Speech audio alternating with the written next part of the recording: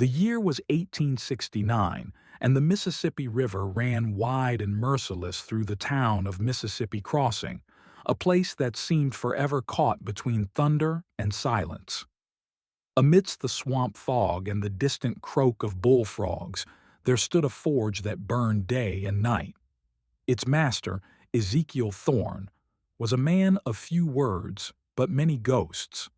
His arms were thick with muscle, his beard peppered with soot, and his eyes, a strange blue-gray, carried the weight of something long buried.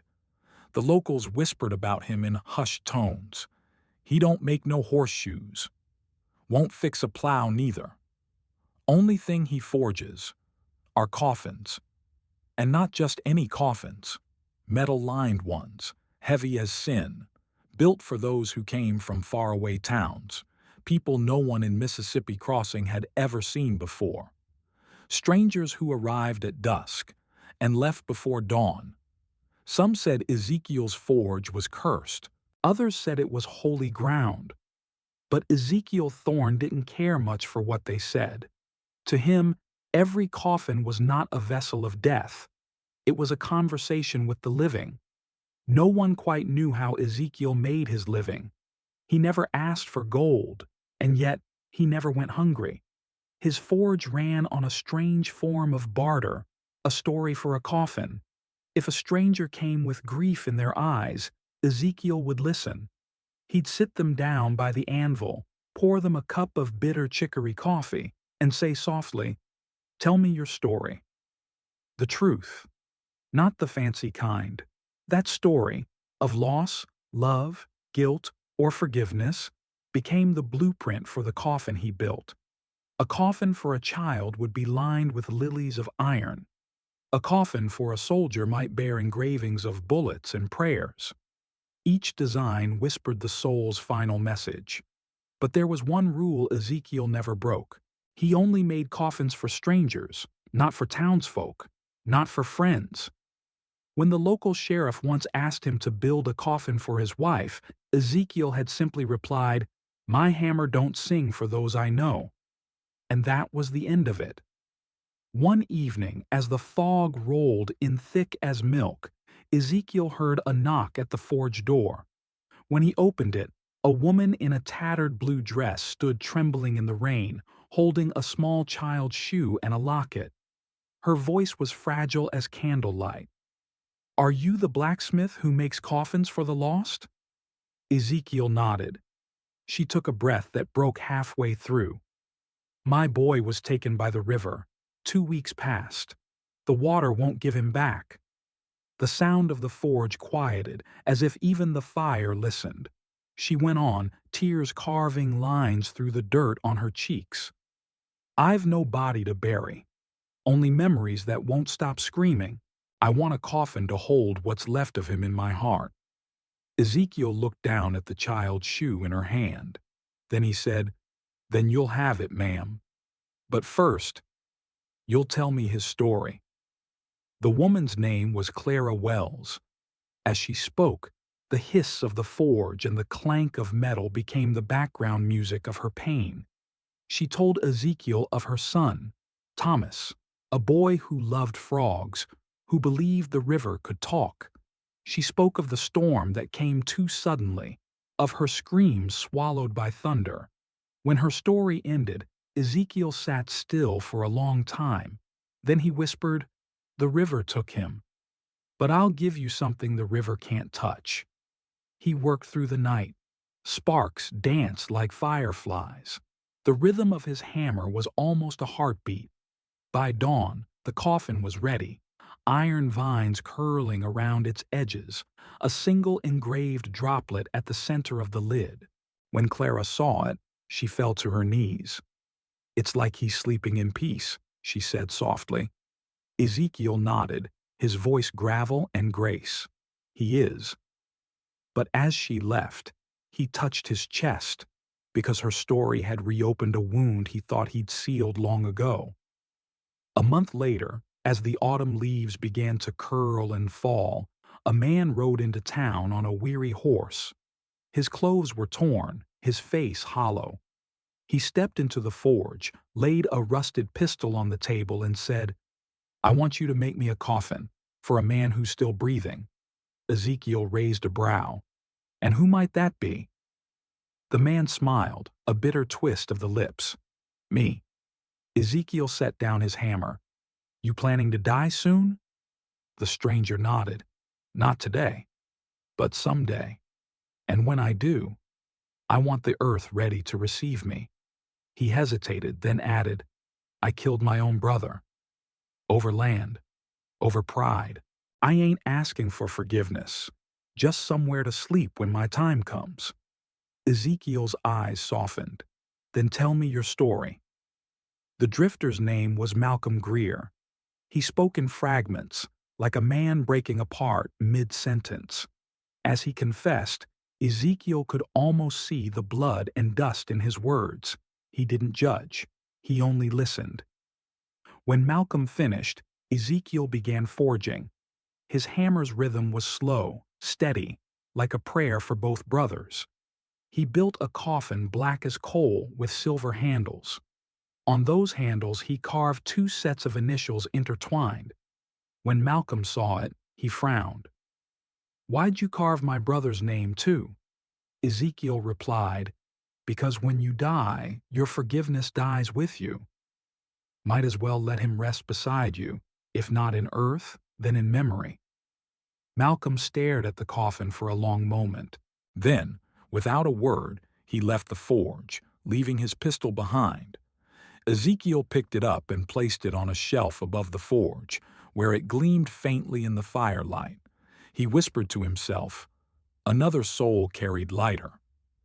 It was near Christmas when Ezekiel found a boy sleeping by the forge door, wrapped in rags, shivering. He nudged him awake. "You lost, son?" The boy blinked. "Name's Jonas, sir." "I ain't lost, just got nowhere to be." He was 12 at most, thin as wire, but his eyes were alive with defiance.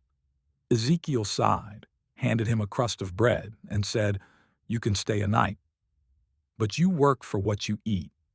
That night, as the storm raged outside, Jonas watched Ezekiel hammering a coffin lid.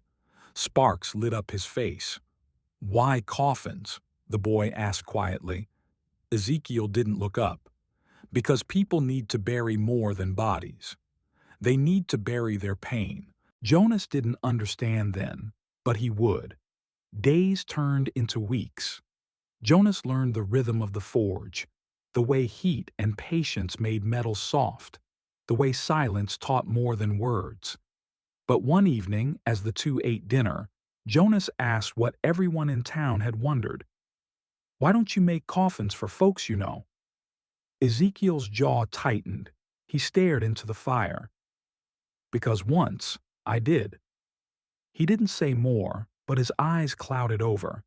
That night, Jonas saw Ezekiel sitting alone by the forge long after midnight, holding something small in his hand, a silver locket, and staring at it until the fire went out.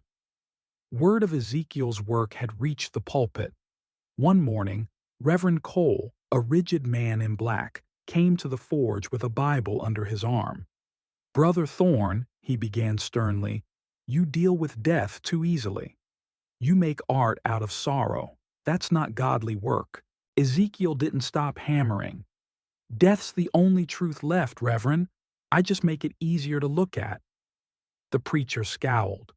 "You take their grief and turn it into trade." Ezekiel looked up for the first time, sweat and soot streaking his face. "I don't take their grief, preacher. I help them bury it." Cole hesitated, his voice softer now.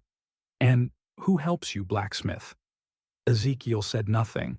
He just returned to his hammer, striking harder than before. The preacher left, his face pale, his heart uncertain.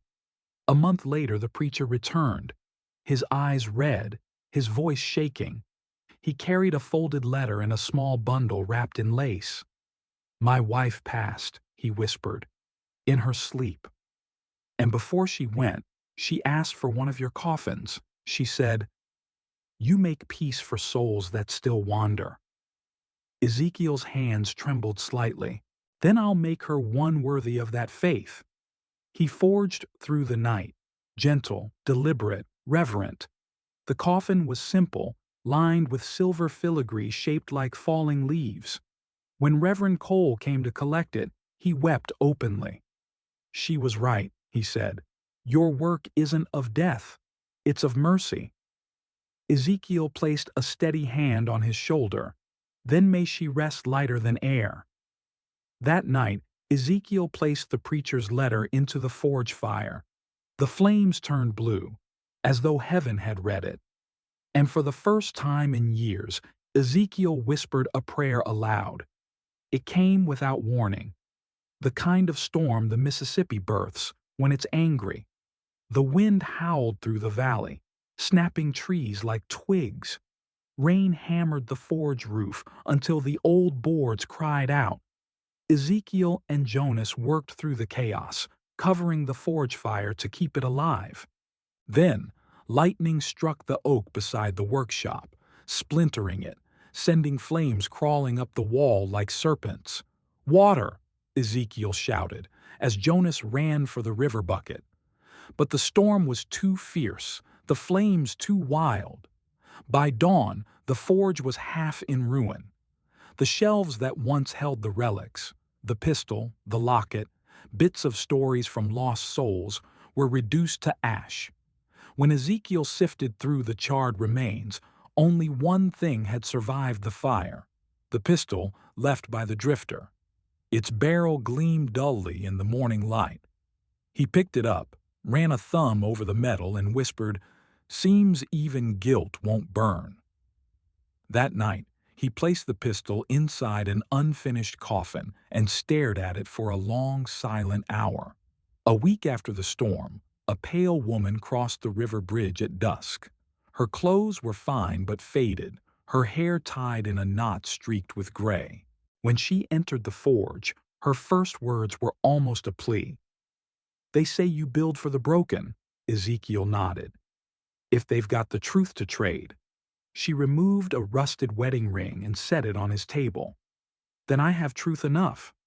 Her name was Margaret Rowe. She'd left her husband years ago when he fell ill, chasing a city life that never welcomed her. When she returned, he was gone, buried in an unmarked grave by neighbors who pitied him. Tears welled in her eyes. "I never said goodbye. I never told him I still loved him." Ezekiel studied her trembling hands. "Then you want a coffin for your guilt?" She nodded. "Yes. Something to bury. What words can't—" Ezekiel took the ring and closed his fist around it. "Then you'll get a coffin that listens." For 3 nights, Ezekiel forged in silence, listening to the crackle of the fire like the breath of the dead. He shaped iron panels thin as river reeds, leaving hollow channels along the sides. When the wind would pass through them, they'd whisper softly, like sighs from another world. When Margaret returned, the coffin stood ready, silver gray, simple, yet strangely alive. She ran her fingers along its surface. "What will it say?" Ezekiel met her eyes. "Whatever your heart still holds." That evening, when the coffin was carried down the hill, the wind shifted through its panels. Those who stood nearby swore they heard whispers, gentle, mournful, loving. Margaret pressed her hands to her chest and whispered back, "Good night, my love." Ezekiel stood apart, listening too, and for the first time, the whisper sounded like it was speaking to him. Jonas had grown taller, sharper, but curiosity burned brighter than ever. One night, while Ezekiel slept by the forge, Jonas crept into his quarters. There, in a small chest beneath the bed, he found an old silver locket, the same one Ezekiel held on nights when the fire went out. Inside was a sketch of a woman and a little girl smiling beside a riverbank. When Ezekiel woke to find Jonas holding it, his face turned pale as the ash outside. "Is that your family?" Jonas asked softly. For a long time, Ezekiel said nothing. Then his voice broke. "They were. My wife, Eliza, and our daughter, Ruth? They died of fever while I was away, shoeing horses for a war that wasn't mine. He stared into the dying fire. I buried them myself, forged their coffin with my own hands. But my pride, it made me rush. I sealed it before I said goodbye, before I told them I was sorry. His breath trembled. Since then, I only build for strangers. I can't bear to forge another coffin for someone I love. Jonas's throat tightened. Maybe that's what keeps you alive, sir. But Ezekiel shook his head. No, boy. It's what keeps me from resting. That night, Ezekiel sat alone by the riverbank. The moonlight rippled on the water's surface, broken by the slow current. He stared into it, seeing reflections of faces long gone. The fireflies blinked like fading memories. He whispered to the water, "How many coffins must I forge before I earn forgiveness?" The river answered only with silence and the soft sound of waves hitting the shore. Jonas appeared quietly behind him. "Maybe forgiveness ain't something you earn," he said softly. "Maybe it's something you finally allow yourself." Ezekiel turned toward him with tired eyes. "And what if I'm too late?" Jonas shook his head. "Then forge one last coffin, for yourself. Not to die in, but to bury what's killing you."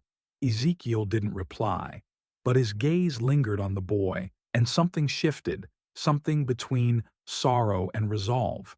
The next morning, Ezekiel stood before the cold forge. He picked up his hammer, turned to Jonas, and said simply, "Fetch the strongest iron." "We're making one last coffin." Jonas's heart sank. "For who?" Ezekiel smiled faintly. "For a man who's tired of carrying ghosts." He didn't need to explain. Jonas understood. They worked side by side as the sun climbed and fell. Sweat and soot mixed with silence. Every hammer strike sounded like a heartbeat echoing between two worlds, the living and the dead. When night came, the forge glowed gold and red, like a temple lit by sorrow and love.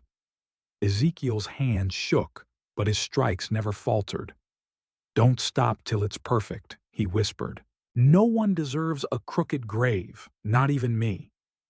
Jonas bit back tears and obeyed. It took 3 days. When it was done, the coffin gleamed under lamplight, neither black nor silver, but something in between. On its lid were etched a river, a forge, and 2 clasped hands, the story of his life. Inside, instead of silk or wood, lay small symbols: a child's shoe, a rusted ring, a pistol, a preacher's letter. Every story, every burden, every sorrow he carried from others, now resting together. Ezekiel looked at it and exhaled, his chest rising as if releasing years of weight. "It's done," he whispered. "Every soul I forged was a step toward this." He placed his hammer inside the coffin and closed the lid gently, as if tucking an old friend to sleep. To Jonas, he said softly, "Bury this by the river tomorrow, whether I'm here or not." Jonas tried to speak, but Ezekiel's look stopped him. It wasn't despair in his eyes. It was peace. Jonas woke before sunrise. The forge was silent. The fire was out. Outside, near the riverbank, the coffin stood closed, dew glistening on its lid.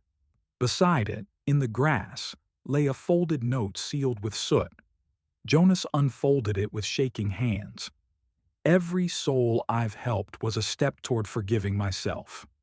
This coffin holds not my body, but my burdens. Let them rest where I never could." Ezekiel Thorne. Jonas fell to his knees, tears mixing with the morning mist.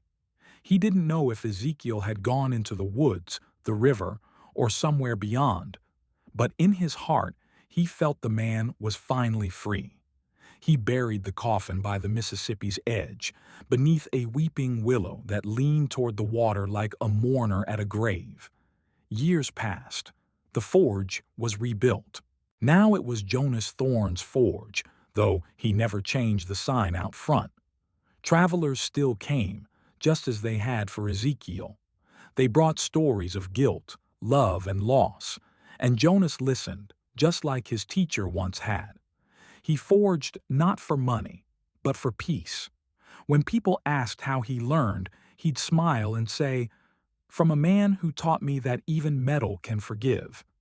Behind the forge, by the willow tree, a small iron plaque read, "Ezekiel Thorne, the blacksmith who buried stories." Sometimes when Jonas worked late into the night, sparks from the forge would rise and drift toward the river, like messages being sent to a friend in another world. Years rolled into decades. Jonas grew old, but the forge fire never died. Not once. Some nights, when the wind blew just right, he swore he could hear a faint hammering from the river's edge. Slow, rhythmic, peaceful. Locals said it was the river remembering Ezekiel Thorne, that every soul whose coffin he forged was carried gently downstream into something like heaven. Jonas would close his eyes, listen to the sound, and smile. The whisper of the water seemed to say one thing only: forgive yourself. And with every echo, the Mississippi shimmered with a light that was not of this world, a light that belonged to every broken story Ezekiel had ever buried, and every heart he had ever helped mend.